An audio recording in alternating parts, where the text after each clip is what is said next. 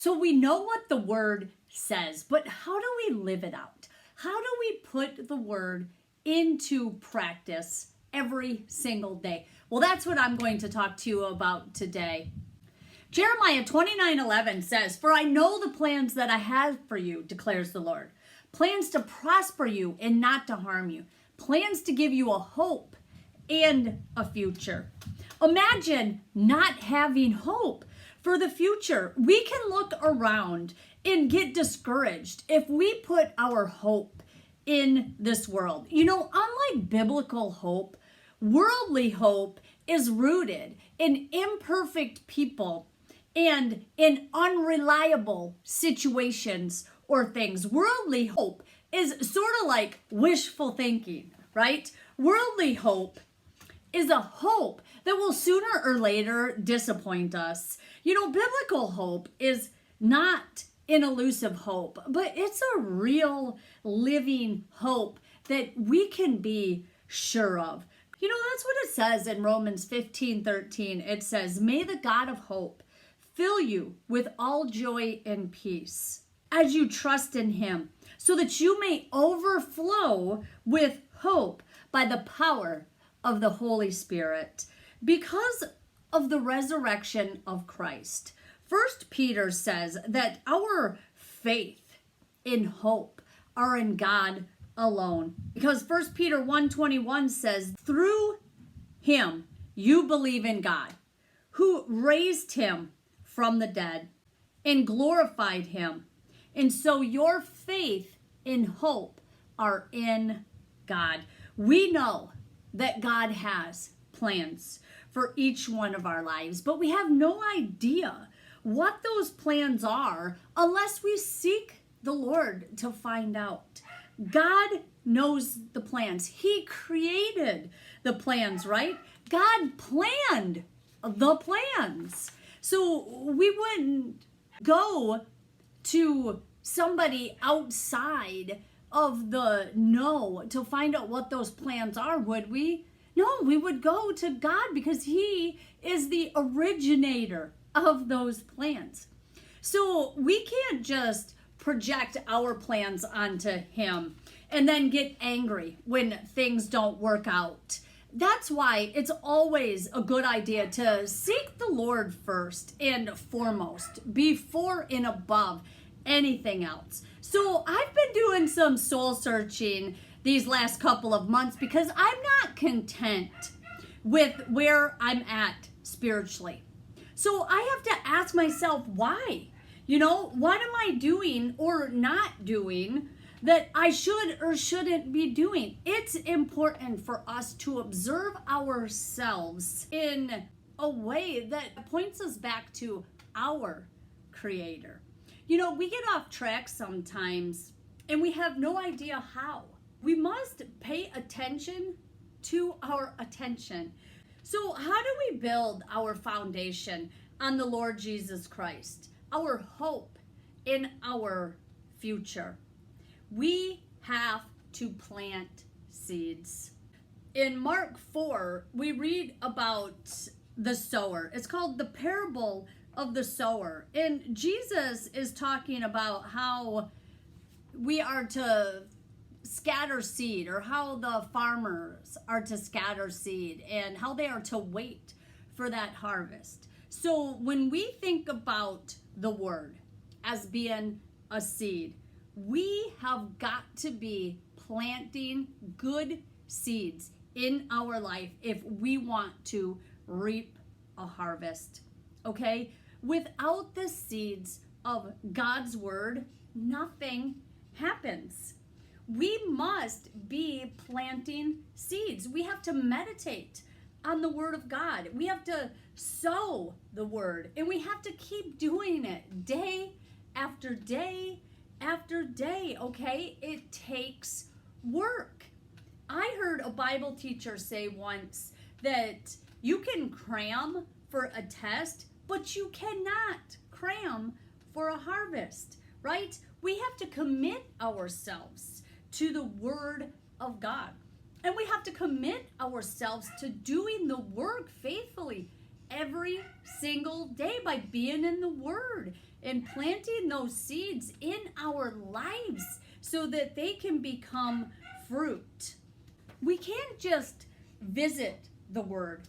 No, we have to saturate ourselves in the Word. Because I think all of us, if we've been in the Word for any length of time, we can agree that the Word of God is powerful.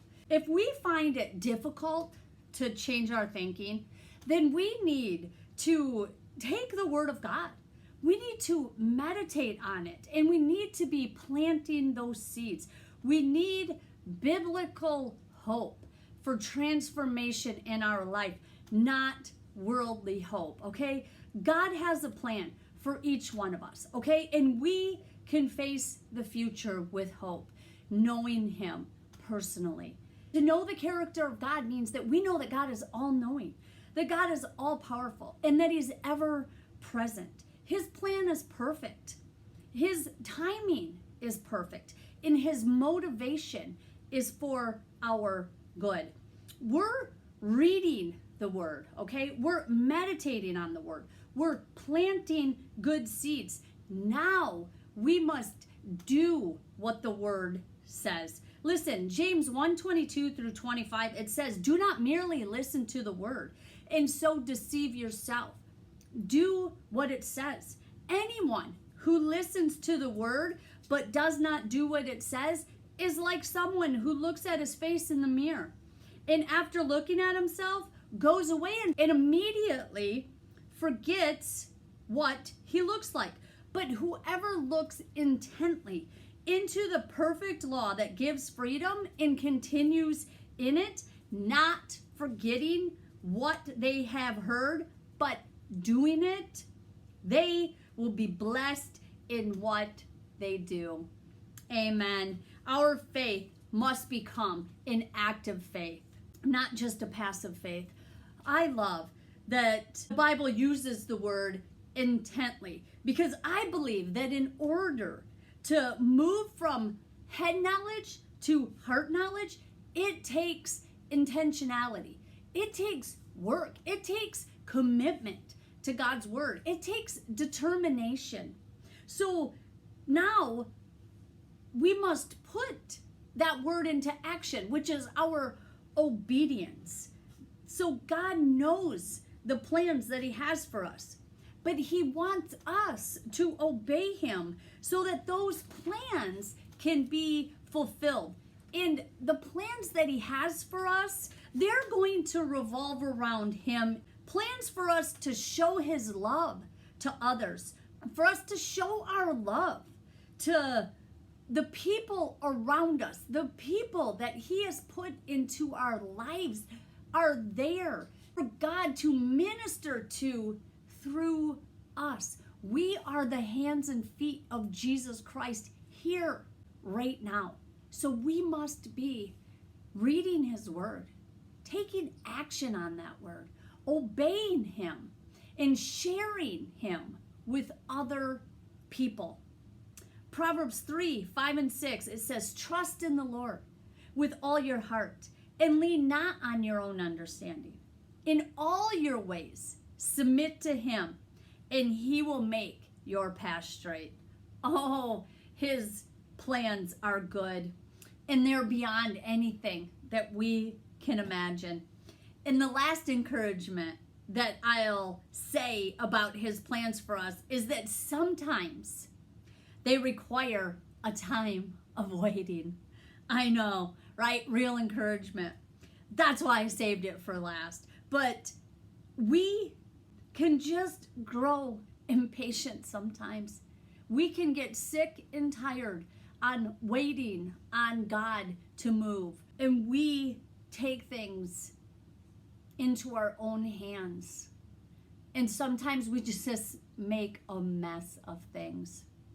So I want to encourage you to wait on the Lord, because when we grow impatient, can't we just feel the pull within us to do it ourselves, to do it in our own strength, to do it in our own timing?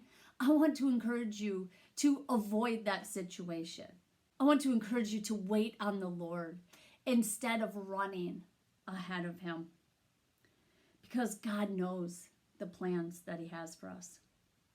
Plans to prosper us and not to harm us. Plans to give us a hope and a future. Listen, he made us in the image of himself because he wants to have an intimate relationship with us. He's a very personal God. And last week, I was convicted of my own shortcomings, my own struggles to allow God to be personal to me. I was challenged with my intimacy with the Lord. And so I want to challenge you. Is your relationship with the Lord real and personal and intimate to where you are listening to what he says, you are obeying what he says, and you are waiting on him to give you the very next move? I hope that you are. Let's pray. Heavenly Father, we just thank you so much for this word, Lord. We thank you that you have given us everything we need for life and godliness. And Lord, you know the plans that you have for each one of us. And they are plans to prosper us and not to harm us. They are for our good and your good. Lord, help us to be in such a personal and intimate relationship with you that we literally cannot wait to hear from you again. Lord, we just thank you and praise you in Jesus' name. Amen. Amen. I hope that word encourages you today. And if it does, would you please like and subscribe to this channel and share it so that YouTube knows that this is valuable content that needs to be shared with lots of people.